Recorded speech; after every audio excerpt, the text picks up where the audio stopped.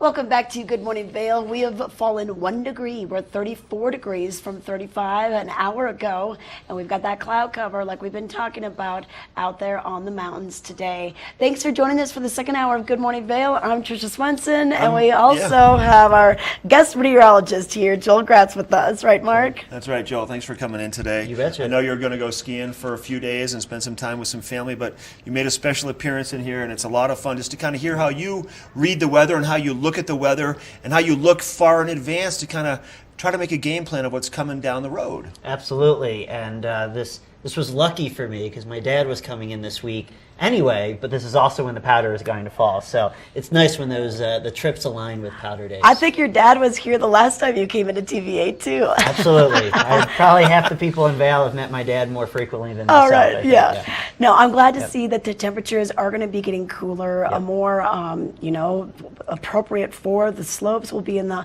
upper 20s, low 30s. We've been so warm lately, ever since, about the second week of February or so. Yeah, February was generally dry, generally warmer, which we somewhat expected during an El Nino winter. There's usually a drier, warmer period sometime at the end of January or February. Unfortunately, it lasted for a couple of weeks, but the good news is that snow is back this week. Yeah, well, because March can be one of our snowiest months. It absolutely can. So the good news is that I think we'll have snow in the forecast for every day this week.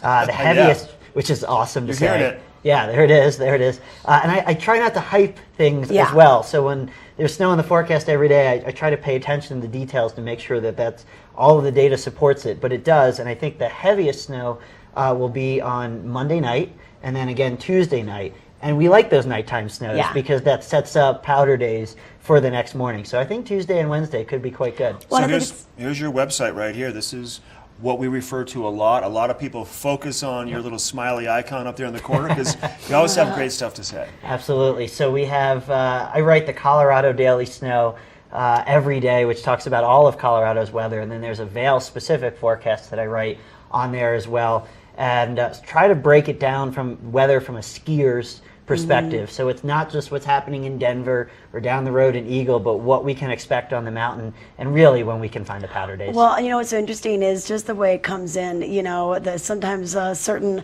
aspect of where the mountain faces or, the winds, it can be wind loaded in certain areas. So even though the report might list a certain number of inches, if you know where to go, depending on which way the wind was going and everything else, you know where to catch some more powder. That's exactly right. And around here, we usually do best. Beaver Creek does best with a west wind, a wind from the west, and then Vail does best with a wind from the northwest. So you can kind of think, if you look at the trail map, you look at the geography a little bit, the wind usually loads slopes kind of opposite to that. So the people that have skied Vail and Beaver Creek quite a bit will know that even if the report is 4, 5, 6 inches, you can often find double that in the right spots. Is that what you're talking about, maybe out of the storm possibly? Yeah, I think the report on Tuesday morning might be in the 5 to 9 inch range. Wednesday morning might be in the 5 to 9 inch range. But what I've been telling people all week is that the real key to this storm cycle is consistency. So this isn't a one and done type of storm.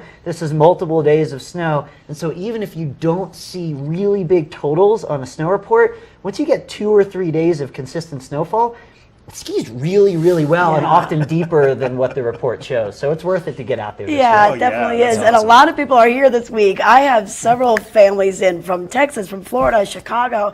So spring break, it's on. It's good timing for them. It definitely is. Well, Joel, thanks for being here. This is great. We got another weather with Joel after the break and 2 more hours of Good Morning Vail.